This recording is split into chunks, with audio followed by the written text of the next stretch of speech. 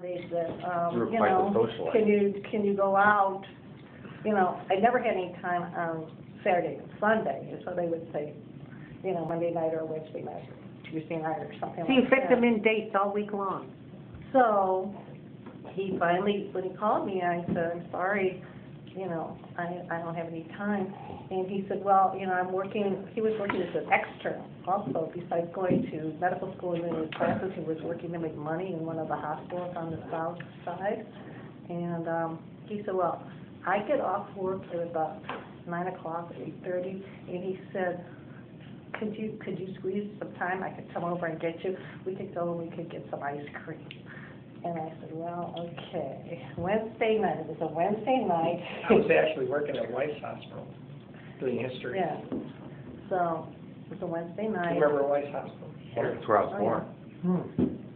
And he picked me up, and he took me, we got ice cream, went out to the North Shore, just The Milk over. Pail. The Milk Pail, right over, On Lincoln Avenue, wasn't it? no, it's on there. Lincoln Tui?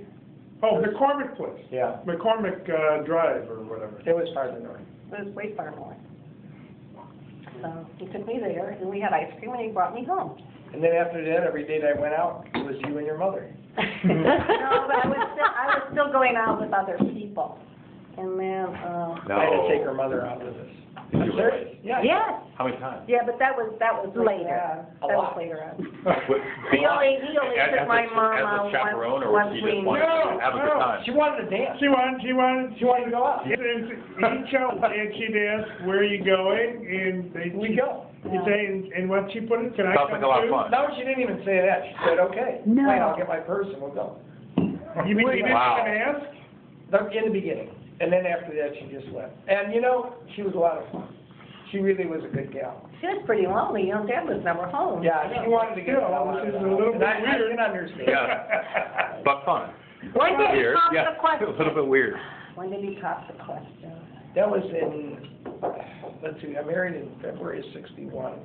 It had to be in '60, when I was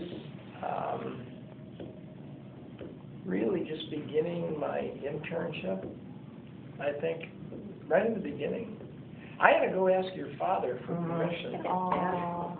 No, But you knew he was going to ask Oh, you, yeah, didn't he? I know. well, it was a very, it was interesting. And Dad took them into, you know, their little bedroom. With you the know, desk. Yeah, with the desk and that. Kind of quizzed you, asked you And some he questions. quizzed, I had no idea. Dad had this kind of look on his. I had no idea who your dad was. Okay. I had no idea when I met Judy, Really? because I didn't know anything about medicine. I didn't know anything about Cook County. And they said, who are you dating? And I said, Steigman. And they said, oh. I said, what do you mean? Oh. You never told Dad, do you? I said, no. What do you mean? And you'll know. And, you know, I had a resident by the name of Marty Fee. I'll never forget him. And he tricked me into signing a prescription for an antibiotic which was not on the list of the antibiotics that we could use. So I had to go and see Dr. Steigman. You got the call? He got the call. He was horrible. Oh, when he had a car, I remember hearing those. Yeah, Judy and I were the ones when we worked who would I hear make that. the call. And Marty Fee Dad would say, Dad would- call, blah, blah, blah. So you call and say, Dr. Steigman wishes to speak to blah, blah, blah. And you go, you hear at the other end. I go in the office and he's like, Dr. So-and-so, what is this about? Yeah. You know? It was- And then he just about crucified these people, Yeah, he did. He made you feel like you were a worm, only a little worm. but they never forgot. No. After that. I never signed another thing. Did he raise his voice at you, or you just asked Well, questions it that was made you just- feel really Never stupid? had to.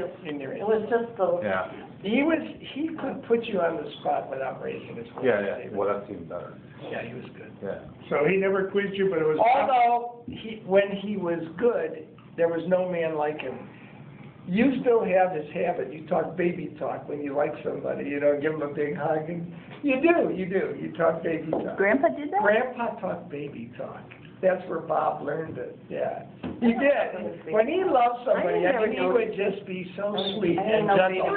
And as soon as he got into the hospital atmosphere, it was a different person. His persona changed Did completely. he ever stop calling you Victor? Never. Mm. Never forgotten. He always Victor. You were everything he could have wanted for you. Yes, yes. Yes, yes, Saved my life. yes. Right. I was ready to pass out of this world. I had you know the story. I had a bandage scissors, and I was changing dressings at County.